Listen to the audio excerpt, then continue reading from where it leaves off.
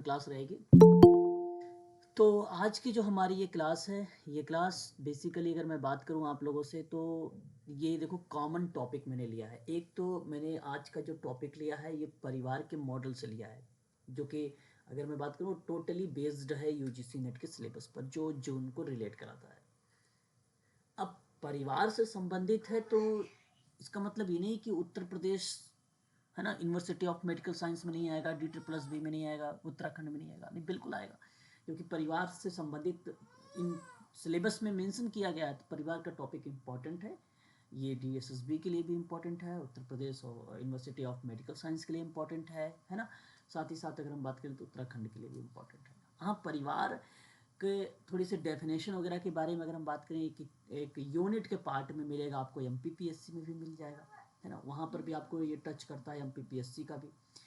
तो topic common है और ध्यान दीजिएगा सभी के सिलेबस में ये टॉपिक मेंशन है।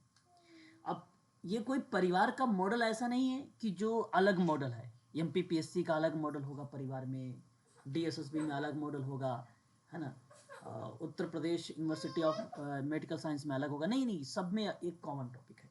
परिवार का मॉडल जो होते हैं वही मॉडल पर बेस्ड है, और इससे प्रश्न यूजीसी नेट में पूछे भी जा चुके हैं, यहाँ तक कि MPPSC में भी प्रश्न आ चुके हैं इस टॉपिक से, मॉडल से। हाँ, मेडिकल सोशल वर्क में नहीं आए हैं मॉडल से, फिर भी आप लोगों को यहाँ पे पढ़ना होगा। हो सकता है आप लोगों को आगामी जो परीक्षाएं हैं इसमें आप लोगों से पूछा जाए, तो ध्यान दीजिएगा। जो चीज़ें समझ नहीं आएगी उसे नोट करिएगा, अंत में भी पूछ सकते हो और अब बीच में भी पूछ सकते हो। परिवार की कार्य पद्धति की जो है सैद्धांतिक मॉडल के नाम से इसे जाना जाता है, या इसे आप प्रारूप के नाम से भी कह सकते हो, ठीक है। मॉडल कहो, प्रारूप कहो, तत्व कहो, अंग कहो, बात एक ही होता है। और तीन बेसिकली इसकी मॉडल्स होते हैं।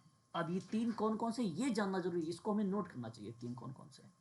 एक है सरकमफ्लेक्स मॉडल, एक है मैकमास्टर मॉडल, और एक है स्ट्रक्चरल मॉडल।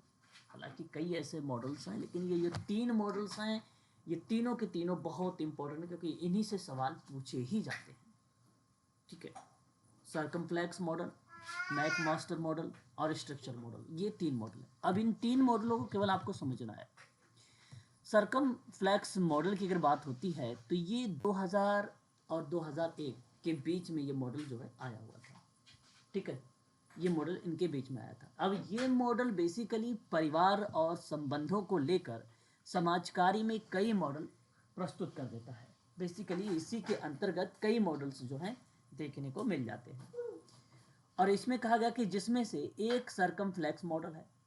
अब ये मॉडल ओल्सन नामक एक विद्वान है, इसने दिया है। तो अब आपको ये ध्यान रखना चाहिए कि जो सरकमफ्लेक्स मॉडल है ये ओल्सन विद्वान ने दिया है, 2000-2001 के बीच में दिया था, और इस मॉडल का जो नाम है सरकमफ्लेक्स है, और ये परिवार और उसके संबंधों को लेकर है। अब ये किसको लेकर है ये सरकमफ्लेक्स मॉडल? तो यहाँ फैमिली को बात करता है और उसके रिलेशन को बात करता है। अदर आप ये सोचो पड़ोसी वगैरह के बारे में जिक्र करना, तो ये पड़ोसियों पर बेस्ड नहीं है, ठीक है। ये मॉडल सरकमफ्लेक्स है, ये तो बेसिकली जो रिश्तेदार हैं परिवार को उससे संबंधित है। अब इस सरकमफ्लेक्स मॉडल के माध्यम से पारिवारिक स्तर पर मानसिक तनाव का अध्ययन करके उसका समाधान करने का प्रयास करता है। अब परिवार में भी समस्याएं होती हैं, अब सबको पता है अच्छे से, तो उन परिवारों का जो है अध्ययन किया जाता है ना। अब उन अध्ययन में जैसे कि मानसिक उसके जो सेवार्थी है, जो उसके पास जो मानसिक तनाव या डिप्रेशन इत्यादि बहुत सारी बीमारियां होती हैं, उन बीमारियों के बेस बनाकर हमें यहाँ पर डेटा को कलेक्ट करना होता है। और इसीलिए ये मॉडल जो है परिवार स्तर से संबंधों में बदलाव के कारण तनाव को कम करने को लेकर चिकित्सकीय दृष्टिकोण है, एक मेडिकल पर्सपेक्टिव है ये सरकमफ्लेक्स मॉडल। यहाँ परिवार के संबंध में जो मानसिक तनाव है उसका अध्ययन करके उसका समाधान किया जाता है सरकमफ्लेक्स मॉडल में। अब अध्ययन को ये सारे फॉर्मेट मेरे पास बेसिकली कई फॉर्मेट हो गए हैं इस समय, उन सभी फॉर्मेट को मैं एक बार आप लोगों को प्रोवाइड कराऊंगा, केवल फॉर्मेट दूंगा, ताकि आप अच्छा वहाँ पे लिखा रहेगा कि भी ये परिवार के संबंध में स्टडी मॉडल्स है ना। हालांकि जब आपका सिलेक्शन होगा तो हर जगह अलग अलग मिलेगा, है ना। अगर मान लीजिए DSSB के आधार पर हुआ या कहीं और यूनिवर्सिटी मतलब उत्तर प्रदेश में हुआ, कहीं पर भी हुआ, तो उनके जो मेडिकल फॉर्मेट है उन्होंने अपने तरीके से यूज़ किया होगा, और हमारे पास जो है वो अपने तरीके से अलग से आपको मिलेगा। मैं ज़्यादातर 90% एम्स वाला आप लोगों को प्रोवाइड कराऊंगा, है ना। तो जिसके माध्यम से फैमिली थेरेपी इसे कही जाती है। तो ओल्सन नामक विद्वान ने परिवार के संबंधों पर अगर हम बात करें, लचीलापन लाना, मतलब एक प्रकार से फ्लेक्सिबिलिटी जो है, फ्लेक्सिबिलिटी लेके आता है, उसमें संशोधन करने की बात करता है, कोऑर्डिनेशन करने की बात करता है, सामंजस्य और संचार कौशल के आधार पर परिवार की जो अंतः क्रियाएं होंगी, जो अंतः क्रियाओं के माध्यम जो भी समस्याएं होंगी, उन समस्याओं का समाधान करने का प्रयास ये मॉडल करेगा। ठीक है, तो ये चीज़ें आप ध्यान रखिएगा सर्कमफ्लेक्स मॉडल के अंतर्गत। ओल्सन ने एक बात कही थी इस मॉडल में कि परिवार में जो है मुख्य संबंध वैवाहिक संबंध और परिवार के अन्य सदस्यों के संबंध मध्य में कम्युनिकेशन स्किल्स, बिहेवियर को लेकर बदलाव, सामंजस्य को लेकर कार्य करना, इन्हीं की अंतःक्रिया पर ये बेस्ड होगा। ठीक है, मैं फिर से रिपीट करूंगा। ओल्सन का ये विचार ये था कि परिवार में जो मुख्य संबंध है उस सेवार्थी से होता है ना भाई, पुत्र से हो सकता है, पिता से संबंध हो सकता है, चाचा चाची से संबंध हो सकता है, क्या रिलेशन है, दादा दादी का हो सकता है, उनका मुख्य जो संबंध है, यहाँ तक कि वैवाहिक संबंध भी लेगा, है ना। और परिवार के जो अन्य सदस्य होंगे उनके बारे में भी बात करेगा, जैसे परिवार नहीं कि भाई उसी के अन्य सदस्य, जैसे ज्वाइंट फैमिली होती है ना, उनका भी लेगा पूरा डेटा, उनमें उनकी अंतःक्रिया का मतलब उनका पूरा ब्यौरा लिया जाता है ना। प्रॉब्लम्स वगैरह, भाई उनके पास भी तो प्रॉब्लम्स हो सकती है, उनकी भी प्रॉब्लम्स ली जाएगी। समस्याएं कब निकलती हैं? समस्याएं जब परिवार में कोई भी सदस्य अगर इंडिविजुअल भी परेशान है तो सेवार्थी को भी परेशानी हो सकती है उस व्यक्ति से, है ना। हो सकता है वो डिप्रेशन या तनाव से ग्रसित हो तो असामाजिक शब्दों का प्रयोग करे, तो इससे सेवार्थी में प्रॉब्लम। तो अन्य अगर सदस्य भी टेंशन में, तनाव में, भाई हो सकता है किसी किसी की बातें लग जाती हैं, है ना, किसी हो सकता है कोई ऐसा बिहेवियर कर जाए, तो ऐसा होता है। तो यह इन सभी चीज़ों के बारे पर जो बेस्ड होगा वो सर्कमफ्लेक्स मॉडल होगा। अच्छा, एक बार बताइए, क्या ये सर्कमफ्लेक्स मॉडल आपको समझ में आ गया कि ये क्या मॉडल है? परिवार के संबंध में है, उनके वैवाहिक संबंध, उनके अन्य सदस्यों के संबंध में जो भी अंतःक्रिया होती है उन सभी पर ये चर्चा करता है। और यही सर्कमफ्लेक्स मॉडल है, 2000-2001 के बीच में आया था, ओल्सन विद्वान था, उसी ने दिया था। और ये बेसिकली समाधान मॉडल्स जो होते हैं समाधान करने के लिए होता है, अध्ययन करके ही हम समाधान करेंगे, है ना। तो एक बार मुझे कंफर्म करिए, ये अगर क्लियर हो गया तो फिर मैं बढ़ूँ आगे। Yes sir. बस केवल आप इन चीज़ों को समझिए, केवल इनको समझना है, समझने पर ही तो सवाल हम करते हैं। अब देखो एग्ज़ाम में सवाल ये नहीं कि जो मैंने यहाँ पे लिखा है यही आए, हाँ, लेकिन एक बात जरूर रखिएगा, मैं बता देता हूँ वो आएगा जरूर। क्या आएगा? आएगा कि परिवार का मुख्य संबंध, वैवाहिक संबंध, परिवार के अन्य सदस्य का अध्ययन करना कौन से मॉडल में आता है, ये परिवार, ये जरूर मिलेगा। ये 3-4 शब्द जो हैं आपको रिलेट कराएंगे। अब वो शब्द सेंटेंस पर बेस्ड होंगे, वो कैसे बना रहे हैं, आयोग कैसे सवाल बना रहा है, लेकिन यही 3 मुख्य रहेंगे। जब भी बनाए जाएंगे ये 3 मुख्य से ही बनाए जाएंगे। ठीक है, तो इनको ध्यान रखिएगा। और ये अंतःक्रिया का जो है अध्ययन किया जाता है यहाँ पर। उसके बाद देखिए उल्सन का ये तर्क था, बेसिकली उसी का पार्ट है। आगे देखिए, अब मैक मास्टर मॉडल और एक स्ट्रक्चरल मॉडल होता है। अब इसको थोड़ा ध्यान समझिएगा। जो मैक मास्टर मॉडल है और स्ट्रक्चरल मॉडल भी सर्कमफ्लेक्स मॉडल के अगले चरणबद्ध अध्ययन की विधा है। मतलब आप ये कह सकते हो कि सर्कमफ्लेक्स मॉडल के बाद जो आएगा वो मैक मास्टर और एक स्ट्रक्चरल ही आएगा। अब इस मॉडल के आधार पर परिवार के कार्य संबंधों का आधार आदि को लेकर पारिवारिक स्तर पर चिकित्सा की एक विधि विकसित की जाती है। यानी अब आपको ये समझ में आ गया कि ये जो मैक मास्टर मॉडल है, जो स्ट्रक्चर मॉडल है, ये दोनों बेसिकली रिलेट कराएंगे फैमिली के कार्य को। अच्छा, परिवार के कार्य क्या होते हैं ये जानना जरूरी है। क्या बता सकते हैं परिवार के कार्य? प्लीज। अरे भाई, मैंने तभी आप लोगों से जल्द ही जिक्र किया था पारिवारिक कार्य के बारे में, समाज कार्य को लेकर बात किया, जिसमें कहा था आप लोगों से कि बालक का समाजीकरण होता है, वो कार्य है। सामाजिक विरासत का हस्तांतरण होता है, ये कार्य है। सदस्यों का सामाजिक सुरक्षा प्रदान होती है, ये कार्य है। जीवन साथी के चुनाव में सहायक होता है, ये कार्य है। मनोवैज्ञानिक कार्य भी मैंने आपको बताया था कि परिवार बालकों का संवेगात्मक विकास होता है, ये कार्य है उसका। धार्मिक कार्य, श्रम विभाजन, व्यावसायिक प्रशिक्षण, उत्पादन की प्रेरणा, शैक्षिक कार्य, सांस्कृतिक कार्य, राजनीतिक कार्य, मनोरंजनात्मक कार्य, नागरिकता का प्रशिक्षण स्थल, ये सभी क्या है? कार्य हैं परिवार के। तो यही मॉडल का जो आधार है, परिवार के कार्य संबंधों का आधार आदि को लेकर, ठीक है, पारिवारिक स्तर पर एक थेरेपी विकसित की जाती है कि भाई उसमें क्या कार्य हो रहा है। अब मान लीजिए कोई प्रॉब्लम हो रही होगी धर्म को लेकर या किसी समाजीकरण को लेकर सीखने में, तो हमें वहां पे एक थेरेपी डेवलप करनी पड़ेगी ताकि सेवार्थी वहां पे उन चीजों को सीख सके, है ना। ये बेसिकली उसका इस मॉडल का पार्ट है। तो मैक मास्टर मॉडल में परिवार इकाई की संरचना, परिवार हालांकि इकाई है ही संस्था की, समुदाय की, ये बात आप जानते ही भी है। संस्था का नाम भी लेते हैं तो उस दौरान हम कहते हैं कि अस्थाई है। अगर समिति का नाम अगर हम लोग ले लेते हैं तो कहते हैं परिवार अस्थाई का रूप है। संगठन और लेन देन, लेन देन का मतलब होता है एक्सचेंज का पैटर्न। जॉर्ज होमस ने एक्सचेंज थ्योरी दे दी थी, लेकिन यहाँ पे एक्सचेंज का जो पैटर्न है ये भी लागू होता है इसमें, है ना। और इस पैटर्न के आधार पर एक सामान्य सिद्धांत तय किया गया है जिसमें परिवार की पारस्परिक अंतःक्रिया, स्वास्थ्य पक्ष, पैथोलॉजिकल आदि परिवार की गतिविधियों की नजर रखी जाती है। जो भी एक्टिविटीज होती है स्वास्थ्य के संबंध में, परस्पर रेसिप्रोकल बोलते हैं परस्पर को, अंतःक्रिया के संबंध में, पैथोलॉजिकल के संबंध में, धार्मिक कार्य के संबंध में ले लीजिए, समाज इत्यादि में आप कोई भी जो चीज़ें मैंने कार्य के बारे में बताया उसको आप मेंशन कर सकते हो। इनके परिवार की गतिविधियों पर नजर रखी जाती है। इन सभी एक्टिविटी पर अध्ययन, स्टडी वगैरह जो है की जाती है।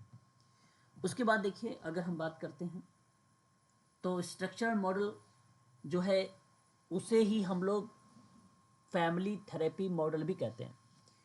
बहुत कम लोग पता है स्ट्रक्चरल मॉडल को हम लोग क्या बोलते हैं। स्ट्रक्चरल मॉडल को हम लोग क्या बोलते हैं?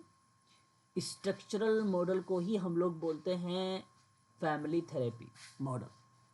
आपको बता दूं कि मिनुचिन ने सन 1960 के दशक में संरचनात्मक को ही हम लोग कहते हैं स्ट्रक्चरल। बात एक ही, संरचना कह लीजिए या स्ट्रक्चरल कहिए। तो संरचनात्मक पारिवारिक चिकित्सा विकसित हुई कब? 1960 में। ये बात अब अच्छा, कई लोग सोच रहे होंगे कि पहले तो सर ने सरकमफ्लेक्स मॉडल को बताया, उसके बाद इनका नाम लिया, जो कि वो 2001 में आया, वो चीज़ों को मेंशन किया गया। तो ये 1960 में पहले कैसे आया? लेकिन देखिए ये थेरेपी है, ये थेरेपी है ना, ये थेरेपी है। तो थेरेपी 1960 में आई थी, फैमिली थेरेपी, है ना। मॉडल तो आपका जब इसको यूज होगा वो सरकमफ्लेक्स मॉडल के बाद ही ये सारे मॉडल्स यूज होंगे। ये बात आप जरूर जो है अपनी कॉपी पर मेंशन कर लीजिए। आईएमपी कहती है ये थेरेपी, ये इस वजह से ये पहले आई थी, बाद में तो मॉडल, है ना। और यहाँ देख सकते हैं कि स्ट्रक्चरल मॉडल को स्ट्रक्चरल फैमिली थेरेपी मॉडल भी कहा जाता है। ये अवधारणा जो है सल्वाडोर मिनुचिन द्वारा विकसित की गई, जो एक परिवार के भीतर कामकाज और व्यवहार की समस्या से संबंधित है। यहाँ स्ट्रक्चरल से यह मतलब है कि परिवार चिकित्सक परिवार के उस संरचना को जानने का प्रयास करता है कि समस्या कहाँ और किस स्तर पर है। बिल्कुल, प्रॉब्लम कहाँ पर है और किस लेवल पर है ये जानने का प्रयोग करता है आपका स्ट्रक्चरल मॉडल। मतलब एक प्रकार स्ट्रक्चर का मतलब क्या होता है? संरचना बना रहा है।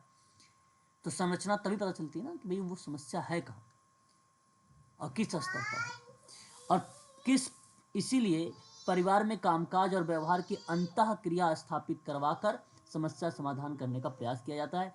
इसीलिए मिनुचिन, सल्वाडोर मिनुचिन ने कहा है कि पैथोलॉजी व्यक्ति में नहीं बल्कि परिवार प्रणाली के भीतर रहती है। पैथोलॉजी व्यक्ति में नहीं होता है, पैथोलॉजी जो होता है वो बल्कि परिवार प्रणाली के भीतर होगी। ये आपको यहाँ पर ध्यान में रखना होगा। फिर आगे क्या बोल रहा है आपसे, एक मिनट, हाँ आगे अगर मैं आपसे बात करता हूँ, कहता है कि इस तरह समाज कार्य के वर्तमान संदर्भ में व्यक्ति एवं उसकी समस्या के समाधान के संदर्भ में मनोविश्लेषण के सूक्ष्म स्तर पर पहुंच चुका है ताकि समस्या की जटिलता को समझने एवं उसके समाधान किए जा सके। ठीक है, तो इस तरीके से सूक्ष्म स्तर का बेसिकली परिवार का पार्ट भी आता है। देख सकते हैं आप लोग यहाँ पे लिखा हुआ है, एक बार जो है उत्तराखंड में ये सवाल आ चुका है, परिवार काउंसलिंग को लेकर पूछा था कि कौन से स्तर का आता है लेवल का, तो माइक्रो लेवल का आता है, सूक्ष्म स्तर का आता है, ये आप जरूर ध्यान में रखिएगा। तो इस तरीके से ये आपका टॉपिक जो है यहाँ पे फिनिश हुआ, मॉडल का टॉपिक था, ठीक है। अभी हम बात करेंगे, अब नेक्स्ट जो हमारा पार्ट होगा वो होगा बाल विकास को लेकर, क्योंकि यूनिट नंबर 10 का ही अगर आप देखेंगे तो ये पार्ट है बाल विकास संकल्पना दर्शन ऐतिहासिक संदर्भ भारत में बच्चों की जननांकीय जो है पार्श्व चित्र का मतलब होता प्रोफाइल है ना, और ये शिक्षा लिखा हुआ है तथा सुरक्षा पर बातचीत करेंगे, ये यूनिट नंबर 10 है। और ये यूनिट नंबर 10 तो यूजीसी नेट का है ना, आपकी परीक्षाओं में भी है, ऐसा नहीं कि आपके परीक्षा में आपको नहीं पूछा जाएगा बाल विकास को लेकर, है ना, पूछा जाएगा, है ना, तो इस बात को भी आप लोग थोड़ा सा ध्यान से सुनिएगा। अब देखिए कई विद्वानों ने, है ना, बाल विकास के दौरान में अवस्थाएं बताई हैं। अच्छा, ये बाल विकास की ही अवस्थाएं हैं, है ना, जैसे आप लोग सुनते भी होंगे अवस्थाएं कई टाइप की होती हैं, ठीक है, शैशवावस्था, बाल्यावस्था, किशोरावस्था, ये अब आप किशोरावस्था आ गया, वयस्क अवस्था आ गया, तरुणाई अवस्था आ गया, तो इसका मतलब ये नहीं कि ये अलग अवस्था है, ये भी बाल विकास का पार्ट है। भले आप प्रौढ़ावस्था पढ़ रहे हैं, प्रौढ़ावस्था आप पढ़ तो रहे हो, लेकिन वो भी बाल विकास का ही पार्ट है, बाल विकास से ही तो वहां तक गया है वो, तो बाल विकास के अंतर्गत उन सभी चीज़ों को हम लोग मेंशन करते हैं। क्या क्या चीज़ें आती हैं जरा देखिएगा एक बार, पहले तो हम एक बार यहाँ कन्फर्म कर दें आपको कि आप देख सकते हो कि बाल विकास, ठीक है, या बच्चे का विकास मनुष्य के जन्म से लेकर किशोरावस्था के अंत तक उनमें से होने वाली जैविक और बौद्धिक परिवर्तनों को कहते हैं। यहाँ स्पष्ट कर देता है आपको, देखो अवस्था की जब बात होती है तो हमें सारी अवस्थाओं को, प्रौढ़ावस्था का ध्यान रखना पड़ेगा, लेकिन खासकर अगर ये आप किताबी भाषा बात करेंगे कि बाल विकास के स्टेप में, देखो मैंने अवस्था पहले इसलिए बता दिया, अब ये विकास बोल रहा हूँ, तो मेरे पॉइंट को ध्यान से सुनिए कि मैं बोल क्या रहा हूँ और लिखा क्या हुआ है। लिखा हुआ है बाल विकास, ऊपर मैंने बताया था अवस्था, अवस्था में बेसिकली प्रौढ़ावस्था तक आ जाएगी। बाल विकास की परिप्रेक्ष्य में अगर आपको बात करनी होगी, चाहे वो यूजीसी नेट के आधार पर बात करो या एमपीपीएससी पर बात करो, तो केवल और केवल आपको किशोरावस्था तक, किशोरावस्था तक जब वे धीरे धीरे निर्भरता से अधिक स्वायत्तता की ओर बढ़ते हैं, चूंकि ये विकासात्मक परिवर्तन काफ़ी हद तक जन्म से लेकर जीवन के दौरान अनुवांशिक कारक के और जो घटनाएं हैं उन घटनाओं से प्रभावित हो सकते हैं, इसलिए अनुवांशिक जन्म पूर्व विकास, यहाँ तक जन्म पूर्व विकास को आमतौर पर बच्चे के विकास के अध्ययन के हिस्से के रूप में शामिल किया गया है।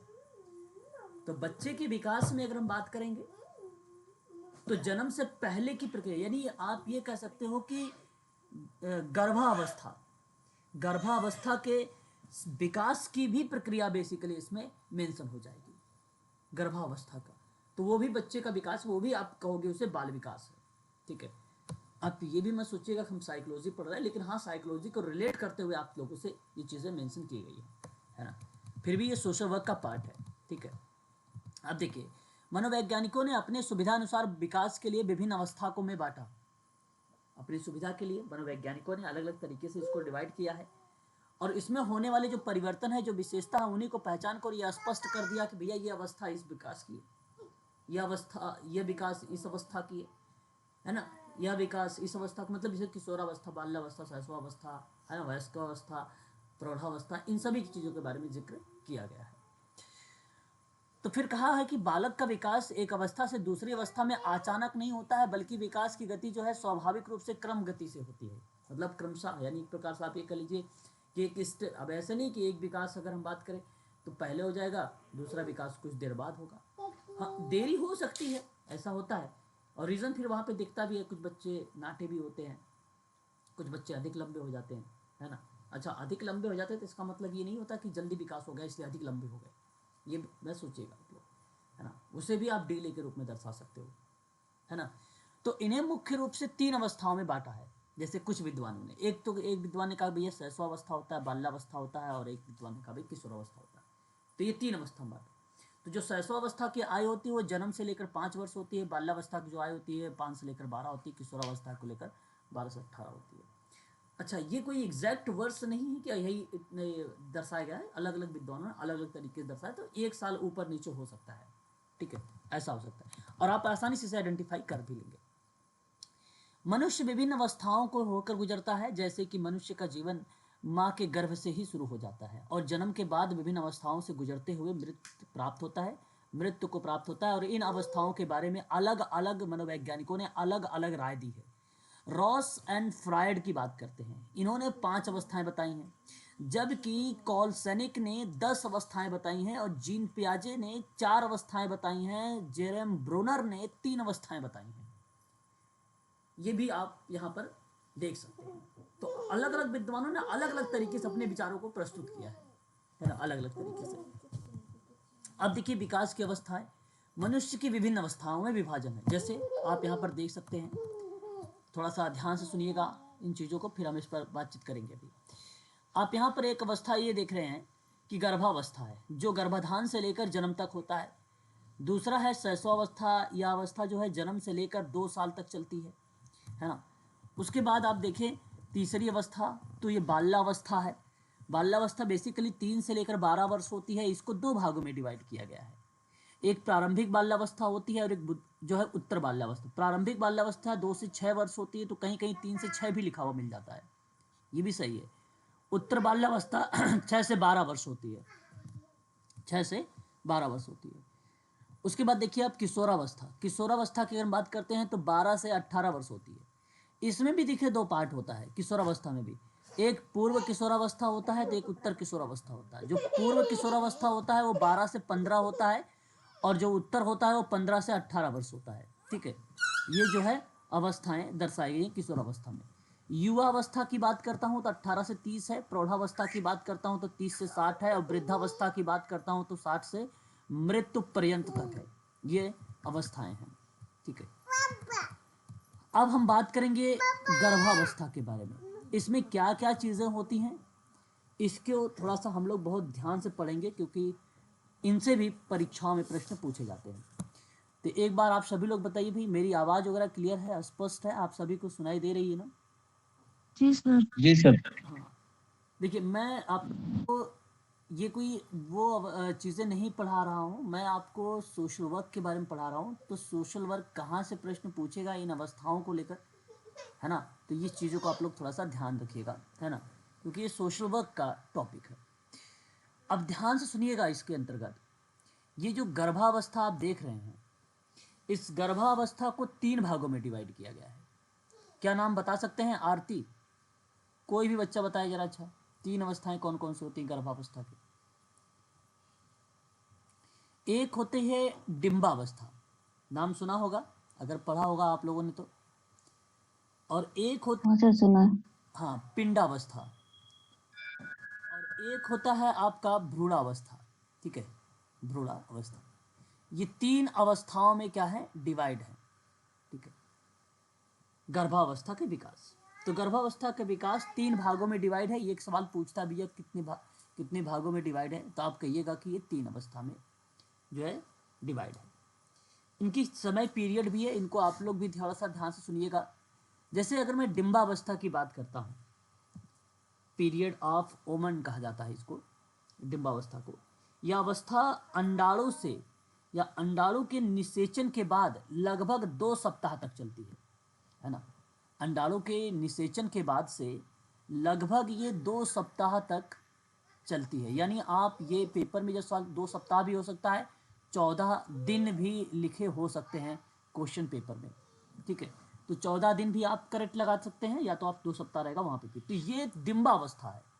अच्छा, गर्भावस्था के काल मत बता दीजिएगा आप, ये है ना। गर्भाधान का जो समय लेकर बताया गया है, जो इसकी अवस्था गर्भाधान के समय से लेकर जन्म से पहले तक, ये गर्भावस्था का समय है, ये वाला समय। अभी जन्म नहीं हुआ है, ये डिंबावस्था है, ये 14 दिन की बात हो रही है। इस दौरान क्या होता है कि ज्वाइंट जो कोश होते हैं, जिसको हम लोग संयुक्त कोश कहते हैं, निषेचित अंडाणु के बाहर से लगभग ना के बराबर पोषण प्राप्त करता है। मतलब ये बात स्पष्ट हो गई कि डिंबावस्था में जो बनाया गया है एक प्रकार से, अगर हम बात करें अंडाणु, वो बेसिकली यहाँ पे अगर हम बात करें तो पोषण प्राप्त नहीं करता है 14 दिन में। यह अंडाणु इस समय अंडकोश द्रव्य से ही भोजन प्राप्त करता है, अंडकोश द्रव्य से भोजन प्राप्त करता है। तो ये पेपर में सवाल बनेगा तो यहाँ आप कर सकते हैं कि अंड जो है कोश द्रव्य से ये भोजन प्राप्त करता है। आप यहाँ पर देखिए, मैं लिख भी रहा हूँ, ठीक है। और अब तक माता से ये नहीं जुड़ा हुआ है। डिम्बावस्था में जो बनाया अंड बताया जा रहा है वो अभी तक माता से नहीं जुड़ा हुआ है, ठीक है। और इस अवधि के दौरान लगभग अपरिवर्तित ही रहता है, लेकिन संरचना में लगातार बदलता रहता है। ये स्ट्रक्चर में उसमें बदलाव करता रहता है। निषेचित जो गुणसूत्र होते हैं ये लगातार खुद को विभाजित करते रहते हैं। जो क्रोमोसोम्स होते हैं कंटिन्यू ये कहीं ना कहीं विभाजित होते रहते हैं। तो निषेचन के लगभग 10 दिन बाद, निषेचन के लगभग 10 दिन बाद निषेचित जो अंड होता है वो गर्भाशय की दीवार के आसपास जो है रक्त नालिका से खुद को जोड़ लेता है। और जैसे ही रक्त के, अगर हम बात करें नालिका से वो जुड़ जाता है तो वहाँ पोषण का एक नया माध्यम पा लेता है। जब जुड़ता है तब, और जब तक जुड़ेगा नहीं तब तक वो किससे भोजन प्राप्त करता है? याद रखिएगा, किससे भोजन प्राप्त करता है? अंडकोश द्रव्य से भोजन प्राप्त करता है। ये बात ध्यान से सुन लीजिए। और इस दौरान अगर अंडाणु खुद को गर्भाशय की दीवार से अगर नहीं जुड़ पाया, अगर गर्भाशय की दीवार से नहीं जुड़ पाता है तो वह कुछ समय के बाद निष्क्रिय हो जाएगा, यानी डेड हो जाएगा, और उसका जीवन काल वहीं समाप्त हो जाता है। फिर अगर जुड़ गया तो माता से तुरंत वो भोजन प्राप्त करना शुरू कर लेगा, अगर नहीं जुड़ पाया तो वो डेड हो जाता है। और यह प्रक्रिया 10 दिन की चलेगी। हालांकि यह अवस्था 14 दिन का माना जाता है, ये बात आपको ध्यान रखना होगा। तो एक बार मुझे स्पष्ट करिए आप लोग कि ये डिम्बावस्था समझ में आया, और नहीं समझ में आया तो पूछ सकते हो आप लोग। जी सर। हाँ, याद रखिए, मैं एक बार रिपीट करता हूँ, थोड़ा सा समरी देता हूँ, निष्कर्ष देता हूँ। समझिए कि अंडाणु के निषेचन के बाद लगभग 2 सप्ताह तक ये चलेगा, डिम्बावस्था। पहली बात। दूसरी बात ये रहेगी कि यहाँ अंडाणु इस समय जो होता है अंडकोश द्रव्य से भोजन प्राप्त करता है, और अभी तक में जहाँ अंडकोश द्रव्य से भोजन प्राप्त कर रहा है तो इसका मतलब यह है कि माँ से नहीं जुड़ा हुआ है, यह अपरिवर्तित हो सकता है ना। और जैसे ही अगर निषेचन के लगभग 10 दिन बाद वो क्या करेगा, जो निषेचन के 10 दिन बाद से अंड जो गर्भाशय की दीवार के जो रक्त होती है आसपास में, रक्त नालिका जो होती है उससे खुद को वो जोड़ लेगा। वो जैसे ही जुड़ जाएगा, ठीक है, एक नया माध्यम प्राप्त कर लेता है। और इसी दौरान अगर अंडाणु खुद को गर्भाशय की दीवार से नहीं जोड़ पाता है तो वो कुछ समय के बाद वो निष्क्रिय हो जाता है, यानी वो डेड हो जाता है। तो ये डिम्बावस्था है। उसके बाद हम बात करेंगे पिंडावस्था के बारे में। पिंडावस्था की बात करेंगे तो पीरियड ऑफ एम्ब्रो कहा जाता है इसको। आपको बता दें कि इस अवस्था को गर्भावस्था की दूसरी अवस्था कही जाती है। गर्भावस्था की कौन सी दूसरी अवस्था है? तो पिंडावस्था है ना। निषेचन के तीसरे सप्ताह से शुरू होती है ये तीसरे सप्ताह से। अब आप कह सकते हो अगर दूसरे सप्ताह तक यही चल रहा है तो तीसरे से ये स्टार्ट हो जाएगा, आपका 14 दिन के बाद से अवस्था जो है ये स्टार्ट हो जाएगा ये, ठीक है। और ये 8वें सप्ताह तक चलेगी, तीसरे सप्ताह से लेकर 8वें सप्ताह तक चलेगी ये, ठीक है। आपको बता दूं कि इस 6 सप्ताह तक चलने वाली अवस्था में कोशिकाओं, यानी कोशिका का मतलब होता है सेल, सेल का एक समूह का एक लघु मानव के रूप में बदल देता है। लघु मानव का मतलब एक छोटा मानव के रूप में ये परिवर्तित हो जाता है पिंडावस्था में। और इस अवस्था में अगर हम बात करें तो एक आवल, नाभिनाल और गर्भ झिल्ली का विकास होता है इसी पिंडावस्था में। तो नाभिनाल का विकास होना, गर्भ झिल्ली का विकास होना, ये पिंडावस्था में होता है, डिम्बावस्था में नहीं होता ये सब विकसित, ये पिंडावस्था में विकसित होता है। और शिशु के लिए ये जो विकसित हुए हैं झिल्ली और नाभिनाल, ये शिशु के सुरक्षा का कार्य करते हैं। शिशु के सुरक्षा कवच हैं, समझो एक प्रकार से ये गर्भ झिल्ली और नाभिनाल। कोश समुच्चय का जो आंतरिक भाग होता है वहां 3 परत आपको मिलेगी। 3 परत कहाँ मिलती है? वो पिंड अवस्था में मिलती है। परत का नाम मैं नोट कर रहा हूं, इसे भी आप ध्यान से सुनिएगा। एक को बोला जाता है बाह्य परत, एक को बोला जाता है बाह्य परत, और बाह्य परत जो होता है, जो बाह्य परत होता है उसको एक्टोडर्म बोलते हैं। क्या बोलते हैं? एक्टोडर्म बोलते हैं। ठीक है, एक्टोड्रम जो है ड्रम बोलते हैं, एक्टोड्रम।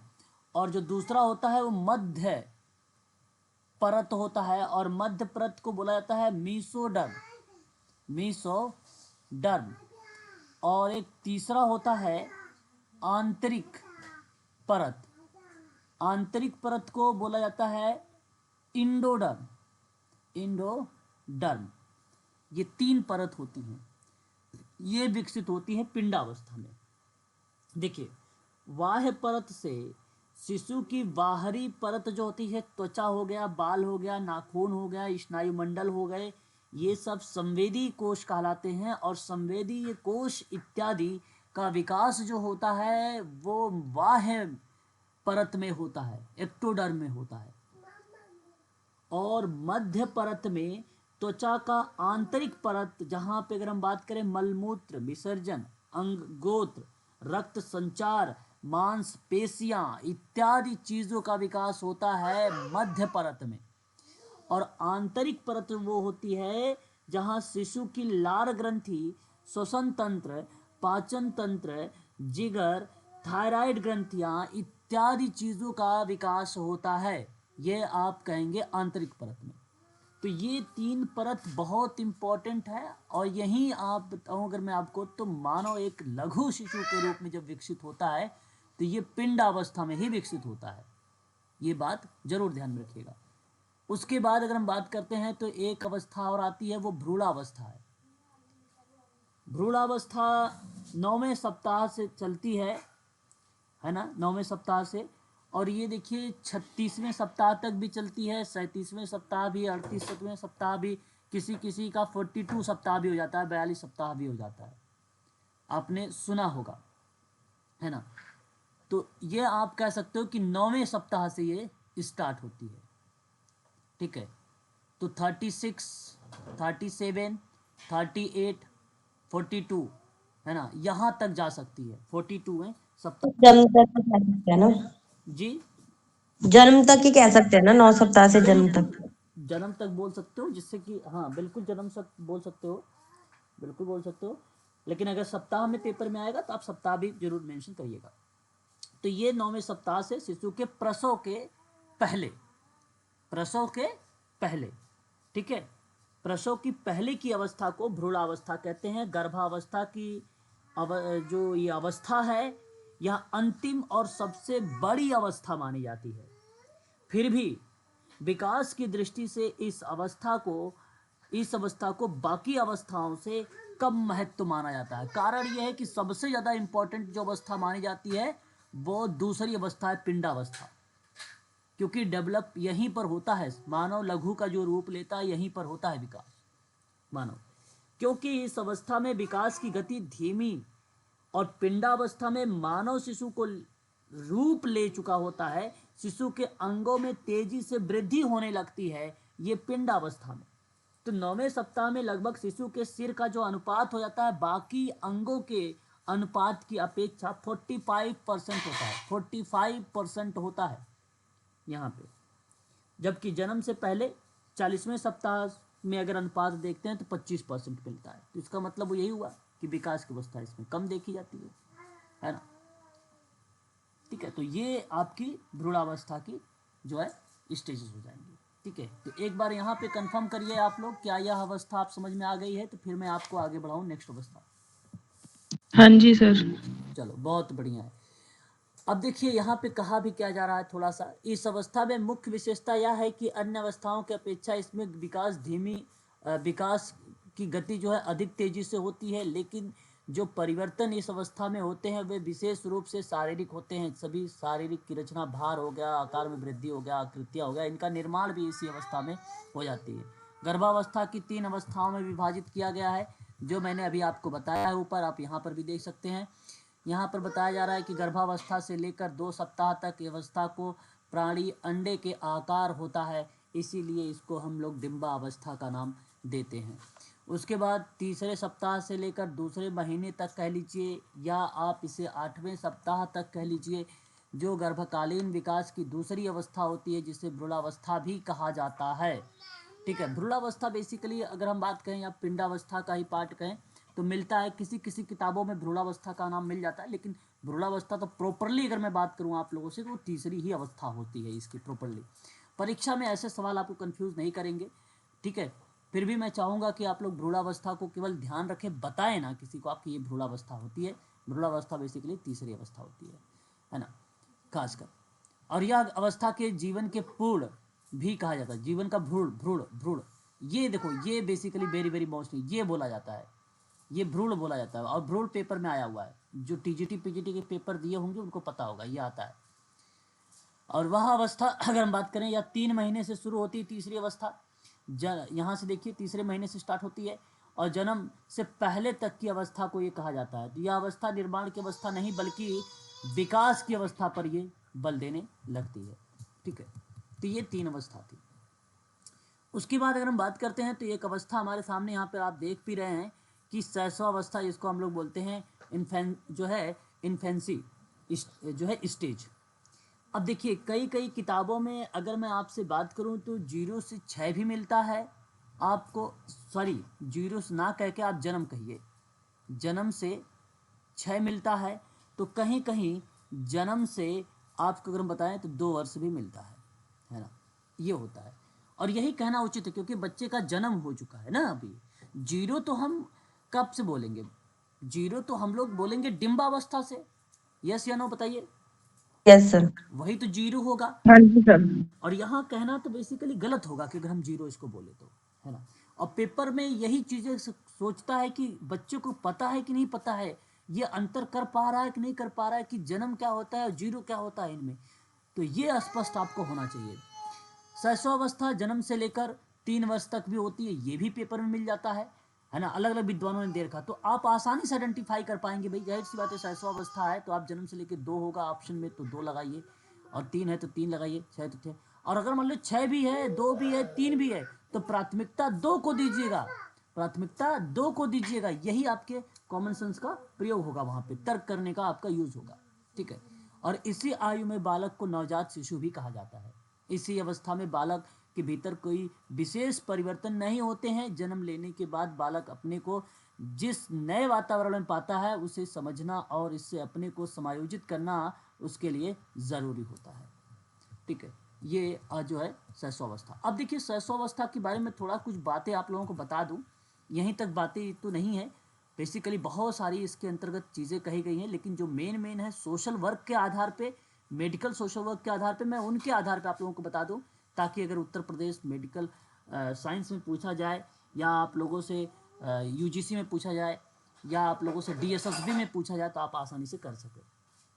शैशवावस्था शब्द को अंग्रेजी में ही इन्फेंसी कहा शब्द कहा जाता है, ये बात आपको स्पष्ट लिखा हुआ है। ये बेसिकली लैटिन भाषा के 2 शब्दों से बनाया गया है। एक शब्द यहाँ पे अगर हम बात करते हैं तो इन है, दूसरा एक शब्द दर्शाता है आपको फैन जो है फैरी, दूसरा फैरी। ठीक है, इन्हीं दोनों को मिला के, ये लैटिन शब्द हैं, इन्हीं दोनों शब्दों को मिला के इन्फेंसी कहा जाता है। ठीक है, तो यहाँ जिसका अर्थ क्या होता है, इन दोनों का जो मीनिंग बनता है वो बनता है ना बोल पाना, ना बोल पाना। ये बेसिकली स्टेजेस को दर्शाता है।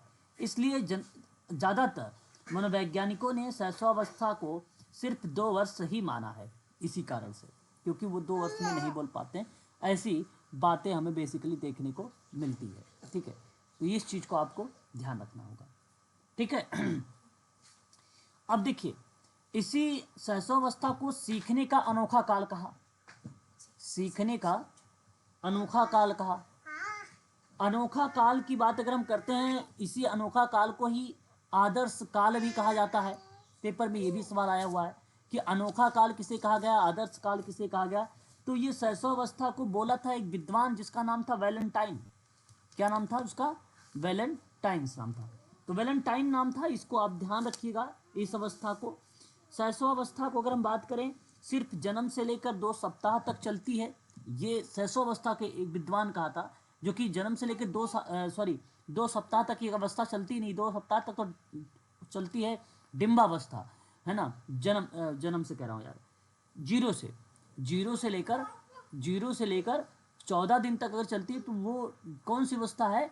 डिम्बावस्था है। लेकिन जन्म से अगर कहिए, देखिए बात को यहीं को समझिए, अगर जन्म से लेकर 2 सप्ताह अगर कोई बोलने वाला है तो उसका नाम है हरलोक, और हरलोक ने बोला है, और ये बात किसको कहा है? शैशवावस्था को बोला है। बात समझ में आ रही सबको कि नहीं समझ में आ रही है? बताते चलिए साथ साथ प्लीज। सर अभी जो बताया उसको एक बार रिपीट कर दे सर, वो विद्वान का नाम। हरलोक। Okay sir. अभी अभी मैंने बताया आपको, मैंने क्या बताया? मैंने कहा कि सिर्फ जन्म से लेकर 2 सप्ताह तक चलती है तो वो हरलोक है। और अगर मैं कहूं कि सीखने का अनोखा काल, आदर्श काल, तो वैलेंटाइन है। ये बात आप ध्यान रखिएगा। 20वीं शताब्दी का बालक शताब्दी है। 20वीं शताब्दी बालक की शताब्दी है।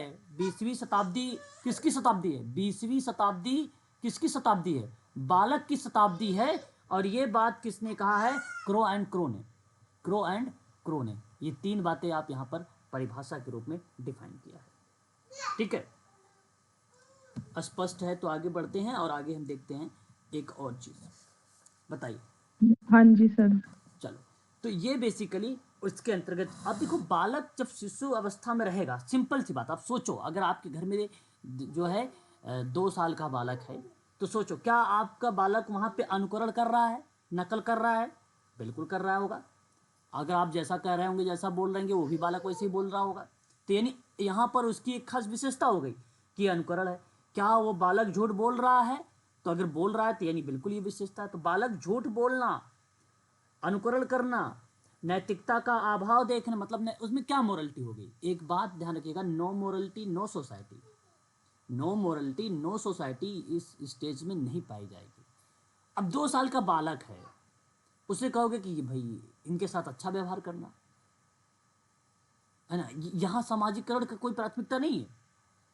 तो इसलिए नैतिकता और सामाजिकता का अभाव पाया जाता है। खिलौने में रुचि रखते हैं ये लोग। खिलौने को आप दे दो, देखो अभी तोड़ फोड़ कर देंगे, एक दिन आज खरीद के ले, कल देखिए उस खिलौना की हाल क्या होगी। 2 साल के बालक की बात करें, ठीक है। जी सर, मेरी गुड़िया भी करती है। बिल्कुल, वो पूरा, वो जानते हो, वो आपको बता दूं, विश्व के वैज्ञानिक होते हैं।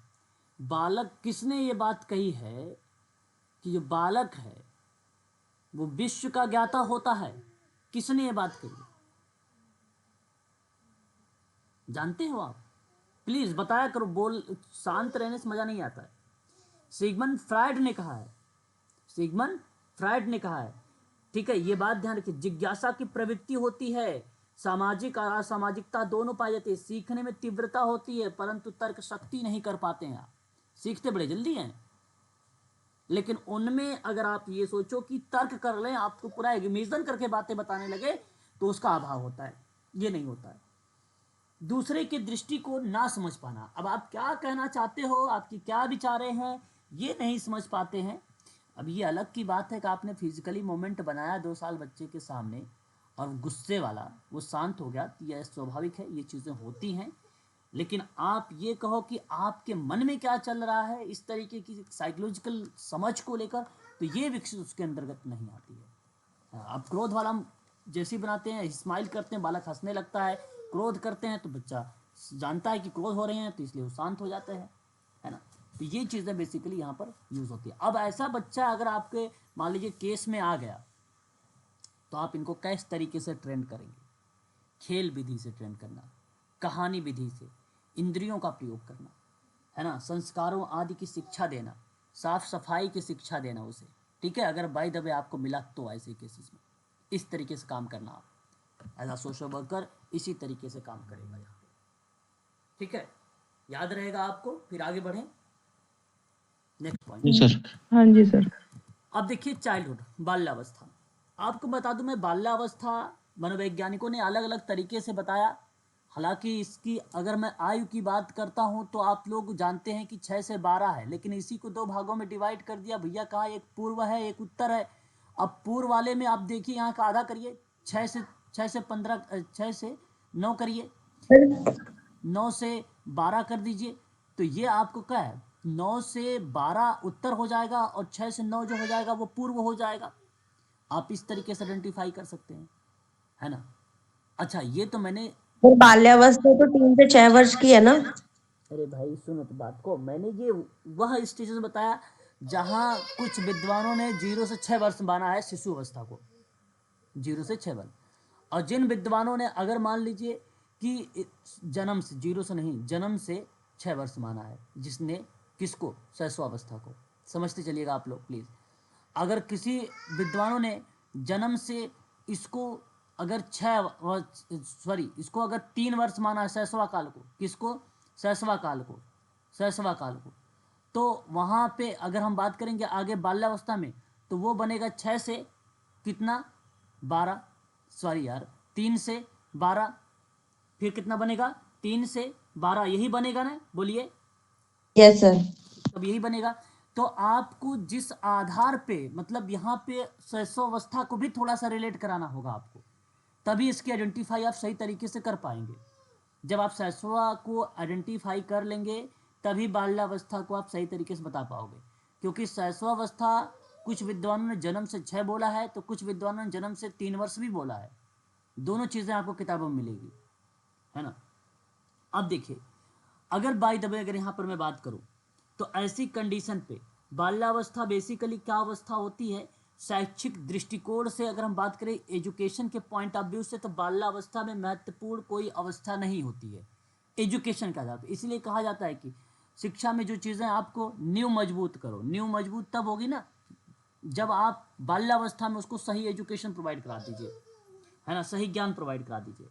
लेकिन एक बात और बता दूं, ये तो इस जो शैक्षिक दृष्टि से इंपॉर्टेंट बताया, उनका नाम था सिम्पसन, सिम्पसन, मैं यहाँ पर नोट कर देता हूँ नाम, सिम्पसन नाम था शिक्षा की दृष्टि से। लेकिन अगर मैं आपसे कहूं कि बाल्यावस्था मिथ्या परिपक्वता की अवस्था होती है, मिथ्या होती है, मिथ्या परिपक्वता होती है, तो ऐसे में नाम जब आता है तो वहां पे रॉस एक विद्वान है, रॉस महोदय का नाम आता है। अब पेपर में पूछा भी गया है मिथ्या परिपक्वता की अवस्था बताइए कौन सी, तो ये रॉस ऑप्शन में जरूर मिलेगा आपको, ये पेपर में आया भी है। देखो मैंने कई पेपर देखे हैं, कई क्वेश्चन पेपर करवाए हैं, इसलिए मैं बता देता हूँ पहले भी कि जहां मुझे दिखा हुआ है वो चीज़ें मैं आपको रिलेट करा देता हूँ कि ये चीज़ें पेपर में पूछी गई है, ठीक है। बाल्यावस्था में प्रतिद्वंदात्मक समाजीकरण की अवस्था भी कही जाती है। बाल्यावस्था काम वासना की संतुप्ति अवस्था कही जाती है। काम वासना की अवस्था भी अगर हम कहते हैं तो काम वासना सीधे सीधे सीधे रिलेट करा जाता है सिगमंड फ्रायड को। इसी बाल्यावस्था का जीवन का निर्माण काल कहा जाता है। क्या कहा जाता है, जीवन का निर्माण काल। और निर्माण काल किसने कहा, जीवन का निर्माण काल, प्लीज, फ्रायड। किसने बोला है, फ्रायड बोला है, ठीक है। खेलों की उम्र, खेलों की उम्र होती है, ये खेलों की उम्र होती है, स्ट्रैग ने कहा है, स्ट्रैग ने कहा है।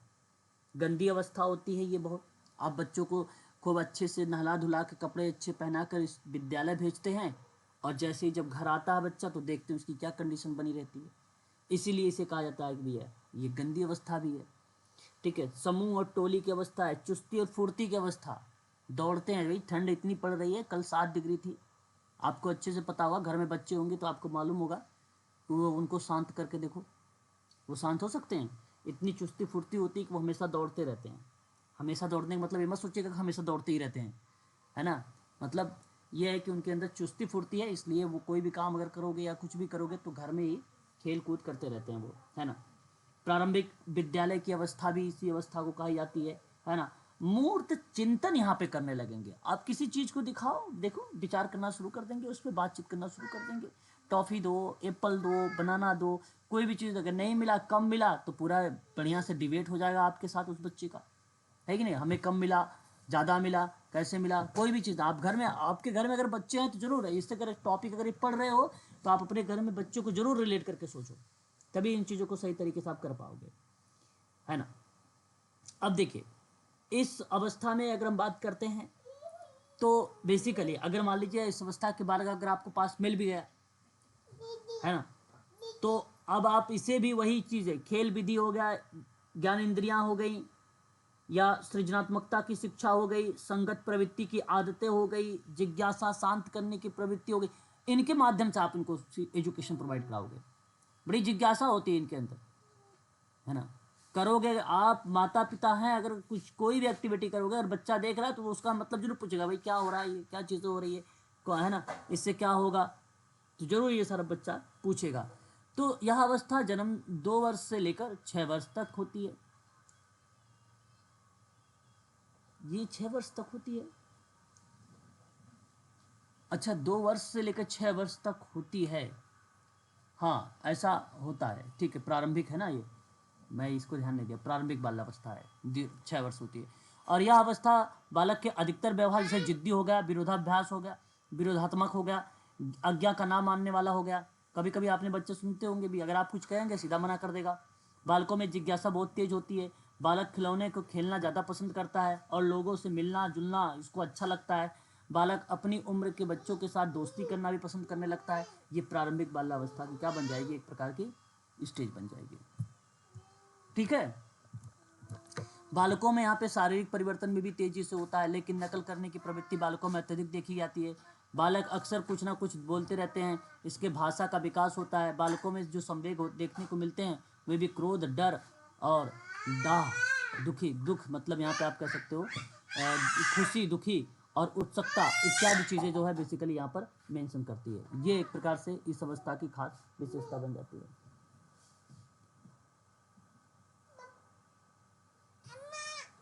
ठीक।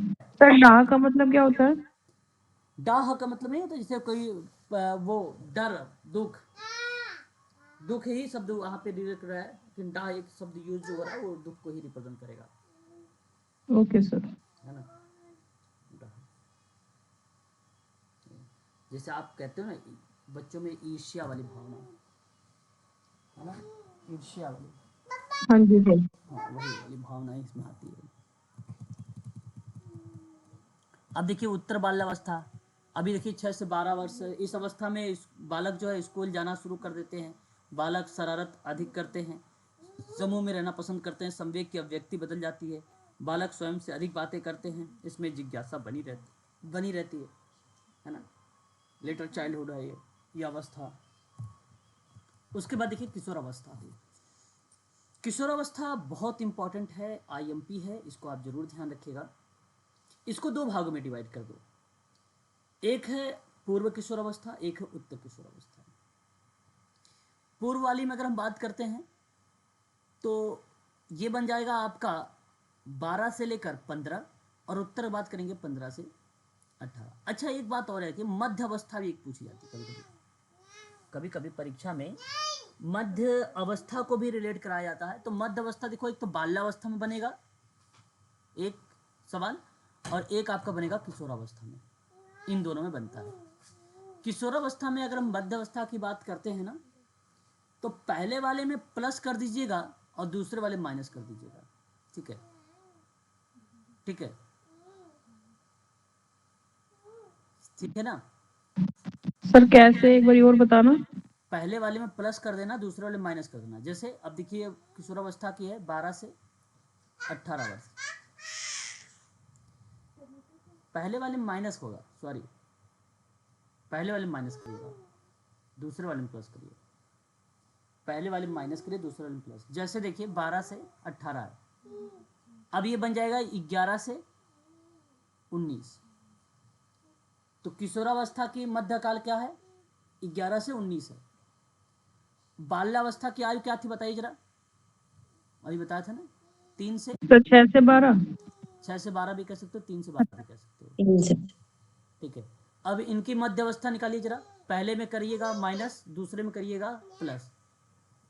तो 2 से 3 वाले में, 3 से 12 वाले में, तो 2 से 13, 13। और अच्छा अगर 6 से 12 है तो इसमें क्या हो जाएगा, 5 से 13, ठीक है, ये बन जाएगा आपकी मध्यकाल, है ना। तो ये आपको मिड स्टेज को लेकर भी पूछ लेता है, ठीक है, पेपर में हाँ जी सर। है, इसलिए इसको ध्यान रखना। अब देखिए, किशोरावस्था की अवस्था 12 से 18 होती है। इस अवस्था में किशोरों में बहुत जरूरी विकास होते हैं, जैसे कि शारीरिक विकास, मानसिक विकास, संवेगात्मक, संज्ञानात्मक आदि ऐसे विकास होते हैं। इस अवस्था में ऊंची आकांक्षाएं, कल्पनाएं, नई आदतें, व्यवहार में भटकाव इत्यादि देखने को भी हमें मिलता है, ठीक है। अब देखिए, किशोरावस्था अंग्रेजी भाषा में हम एडोलसेंस कहते हैं। एडोलसेंस का जो शब्द है ये बेसिकली लैटिन भाषा से एडोल्सियर शब्द से निकला हुआ है। इसका मतलब होता है परिपक्वता की ओर आगे बढ़ना। इसका किशोरावस्था का मतलब क्या होता है कि परिपक्वता की ओर क्या करना है, आगे बढ़ना होता है ना। रॉस और स्टेनले हॉल बहुत इंपॉर्टेंट पर्सन है इस अवस्था के, है ना, रॉस और स्टेनले हॉल, ठीक है। तो स्टेनले हॉल ने किताब लिखी थी और उस किताब का नाम जानते हो, एडोलसेंस था। तो किताब पूछता है, बताइए एडोलसेंस के बारे में किसने लिखा है, तो स्टेनले हॉल ने लिखा है। नाम लिख दूं, स्टेनले हॉल, स्टेनले हॉल, ठीक है, इसी ने बताया है किताब। और आपको बता दूं कि हाइड्रोकमेटी का संबंध जो है किशोरावस्था के अध्ययन से है, जो अमेरिका में बनाई गई थी। पेपर में सवाल आता है कि हाइड्रो मैं यहाँ पे नीचे लिख रहा हूँ, ठीक है, जो मेन चीजें हैं मैं आपको यहाँ पे बता भी रहा हूँ। हाइड्रोकमेटी का संबंध किशोरावस्था के अध्ययन से है, जो अमेरिका में बनाई गई थी। कमेटी कहाँ पे बनाई गई थी, अमेरिका में, ठीक है। किससे है, किशोरावस्था से। आप बता दूं मैं आपको कि किशोरावस्था के दो सिद्धांत हैं, और एक का नाम है त्वरित किशोरावस्था और एक का नाम है आकस्मिक किशोरावस्था। और ये किशोरावस्था के दो सिद्धांत किसने बताए हैं, तो इस हाँ, स्टेनले हॉल ने। त्वरित है और आकस्मिक, स्टेनले हॉल ने बताया। हॉल के द्वारा अगर हम बात करते हैं, किशोरावस्था में अचानक विकास तेजी से फूट पड़ता है। किशोरावस्था में अचानक विकास जो है तेजी से फूट पड़ता है, ये बात अगर कोई कहता है तो किशोरावस्था में बताई जाती है। किसने बताया है, स्टेनले हॉल ने बताया है, ठीक है, हॉल बताया है। विकास का सिद्धांत थॉर्नडाइक ने भी दिया है किशोरावस्था को, और उसने बेसिकली कोई भी अचानक परिवर्तन नहीं होता बल्कि क्रम में होता है। अब देखिए, कोई विद्वान ये कह रहा है कि अचानक विकास तेजी से फूट पड़ता है, तो ये बात तो सत्य होती कि हॉल ने कहा, स्टेनले हॉल ने कहा। लेकिन किसी विद्वान ने यह कहा कि नहीं भैया, कोई भी विकास अचानक नहीं होता है, क्रम में होता है। तो क्रम में अगर कोई होता है तो वो नाम याद रखिएगा, थॉर्नडाइक ने बोला है। और एक नाम आता है हिलिगबर्थ और थॉर्नडाइक का नाम याद रखिएगा। क्रम में विकास क्रम में होता है, ठीक है। तो ये चीजें होता है इस तरीके से आते हैं। अब देखिए, किशोरावस्था को कई विद्वानों ने अलग अलग तरीके से रिप्रेजेंट किया, है ना। अलग अलग तरीके से अगर मैं बात करूं आप लोगों से, कई विद्वानों ने अलग अलग तरीके से इसके बारे में जिक्र किया है। अच्छा, अलग अलग तरीके से कैसे जिक्र किया है, मैं एक बार आप लोगों को बताना भी चाहूंगा यहाँ पे।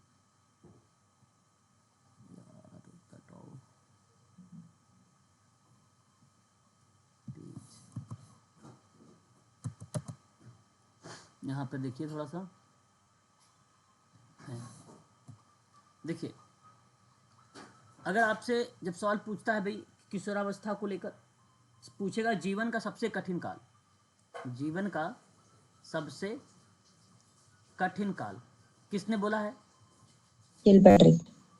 किर्कपैट्रिक ने, ठीक है।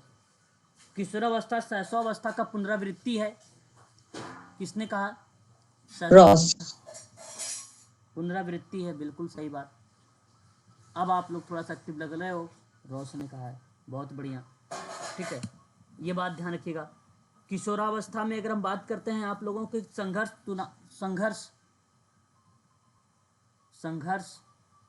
तनाव, तूफान